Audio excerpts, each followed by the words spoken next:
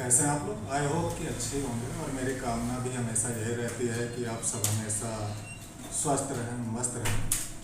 तो हम एक नए वीडियो के साथ आज आपके सामने हैं। इस वीडियो में मैं आप लोगों के साथ एक कहानी पर चर्चा करूंगा। एक पुरानी कहानी है।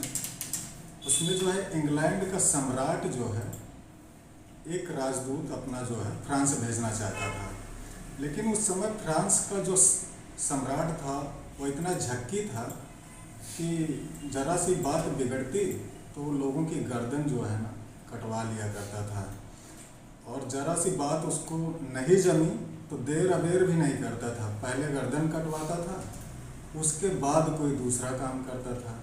तो कोई भी राजदूत फ्रांस जाने को उस समय तैयार नहीं होता था। तो ऐसे समय में इंग्लैंड के सम्राट ने जो है एक व्यक्ति को कहा कि आप जो है राजदूत बनकर फ्रांस में जाएं, हमारे देश का राजदूत बने आप। तो उस व्यक्ति ने सम्राट से कहा कि महाराज, आप तो जानते हैं कि फ्रांस का जो राजा है कितना झक्की है, बात बात पे लोगों की गर्दन कटवा देता है, और मेरे बाल बच्चे हैं, बीवी है, माँ बाप हैं, बूढ़े, तो आप किसी और को भेज देते हैं। और आप मुझे भी जानते हैं कि मैं भी थोड़ा गर्म मिजाज का हूँ और कोई भी गलत बात मेरे से बर्दाश्त होती नहीं, मैं बोल जाता हूँ। तो सम्राट ने उससे कहा कि मूर, तू चिंता मत कर। उस व्यक्ति का नाम मूर था जिसको भेजना चाहते थे। तो राजा ने कहा, तू चिंता मत कर, अगर उसने फ्रांस में तेरी गर्दन काटी तो यहाँ इंग्लैंड में मैं उसी समय 1000 फ्रांसीसियों की गर्दन जो है कटवा दूंगा।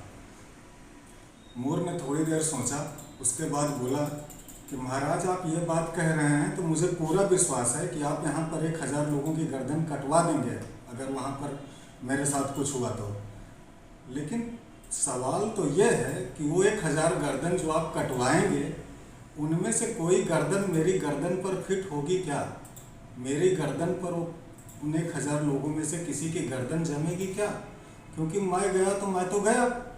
अब आप 1000 लोगों की गर्दन काटें या 1,00,000 लोगों की गर्दन काटें, इससे क्या फर्क पड़ता है? मैं तो जीवित होने वाला नहीं। तो ये कहानी थी। लेकिन मूर ने जो कहा उसकी बात में जो है क्या शिक्षा छुपी हुई है, उससे हमें क्या समझना है, ये यहाँ पर इम्पोर्टेंट है।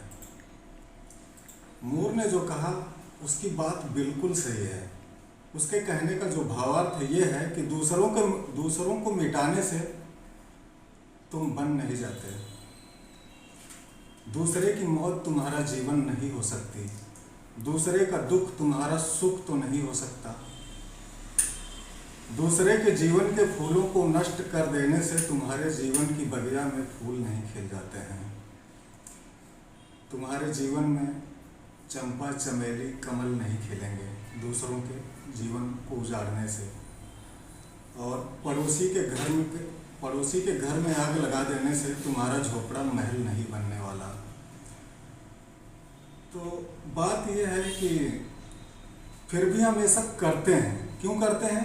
क्योंकि इसमें हमें मज़ा आता है, हमारे अहंकार की पुष्टि होती है कि हमने दूसरे को मज़ा चखा दिया, हमने जो है दूसरे को बता दिया कि देखो मैं कौन हूँ, उसका नुकसान करके, उसका घर जला के, उसको दुख देकर। इससे क्या है, हमारे अहंकार की पुष्टि होती है। लेकिन एक बात समझ लीजिए, इस चक्कर में हम जो घाव दूसरों को पहुंचाते हैं वो घाव उसे लगे या ना लगे, लेकिन हमारे जीवन में जो है वो घाव जो है हमेशा ताज़ा होते रहता है। दूसरों को दुख पहुंचाने के चक्कर में हम खुद को दुख पहुंचाते हैं।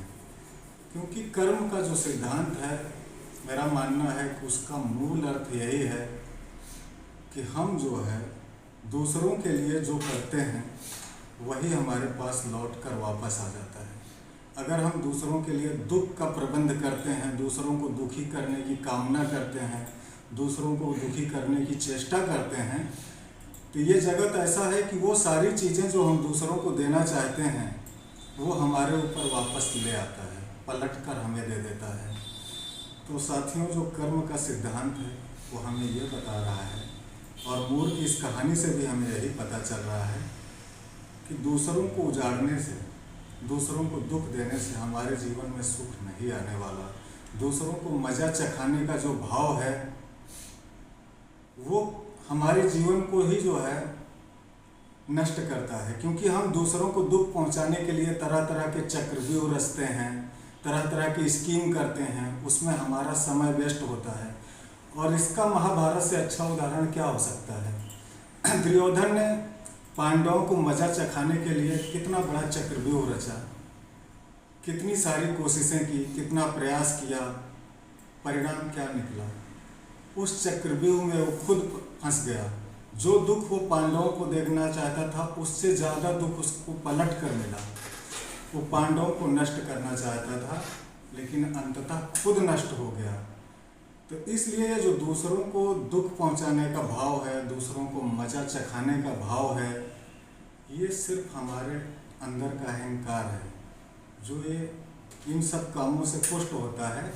लेकिन हमें अपने इस अहंकार पर नज़र बनाए रखने की ज़रूरत है। दूसरों को सुख पहुंचाने की, दूसरों को अच्छा देने की जो है अगर हम कोशिश करेंगे तो बदले में हमारे साथ जीवन जो है वैसा ही व्यवहार करेगा। और अगर इसको हम साइंस के नज़रिए से देखना चाहें तो न्यूटन का एक सिद्धांत है, आप लोगों ने पढ़ा होगा, उसके बारे में सुना होगा, क्रिया की प्रतिक्रिया।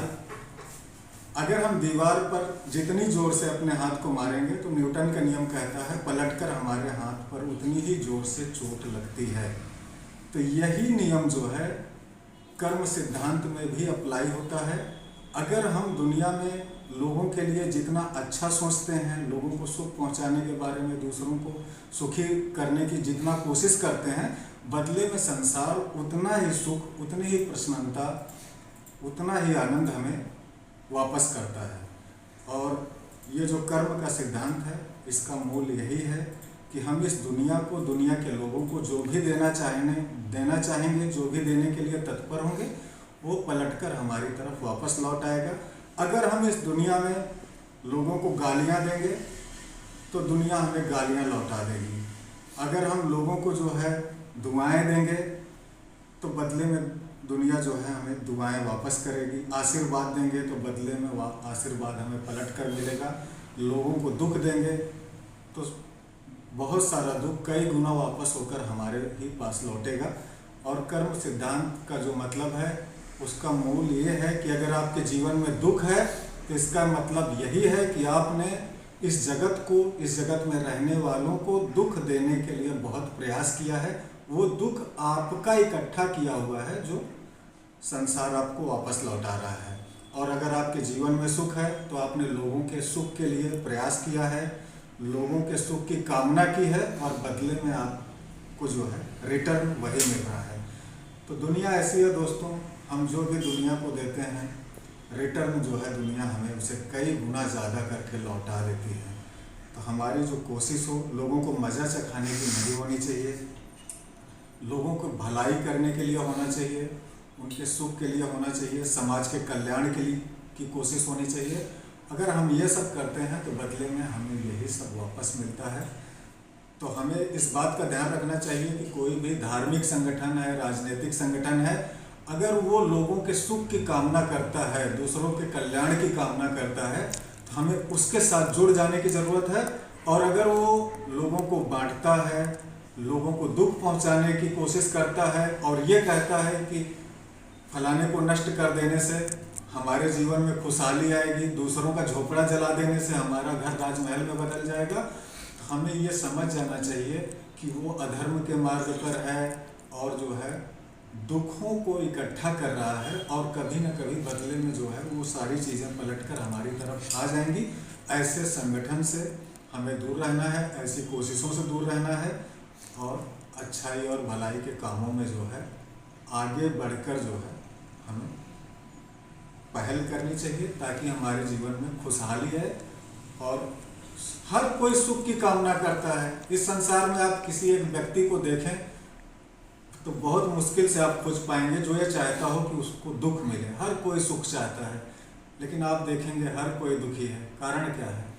क्योंकि अपना सुख सब चाह रहे हैं लेकिन दूसरों को सुखी कोई नहीं देखना चाह रहा है। और आप जो दूसरों को देना चाहते हैं ये दुनिया आपको वही देती है, ये जगत ऐसा ही है, आप जो दूसरों के लिए चाहते हैं पलट कर आपको वही वापस मिलता है। तो इस बात का हमेशा ध्यान रखें कि दूसरों के सुख की कामना करें, दूसरों के कल्याण की कामना करें, और आपका सुख और कल्याण जो है ऑटोमेटिक होगा, क्योंकि संसार का नियम ही यही है और कर्म सिद्धांत का मूल भी यही है। बस आज मैं इतना ही बताना चाहता था आप लोगों को कर्म सिद्धांत के बारे में, और हो सकता है कि आगे इस पर एक और विस्तृत वीडियो लेकर हम आप लोगों के सामने आए फिर से। तब तक के लिए आप लोगों को धन्यवाद। एक और बात, अगर आपको मेरी बात पसंद आई तो हमारे चैनल को लाइक करें, सब्सक्राइब करें, शेयर करें, और अपने यार दोस्तों को भी जो है हमारे साथ जोड़ें। एक बार फिर से आप लोगों का धन्यवाद। स्वस्थ रहें, मस्त रहें।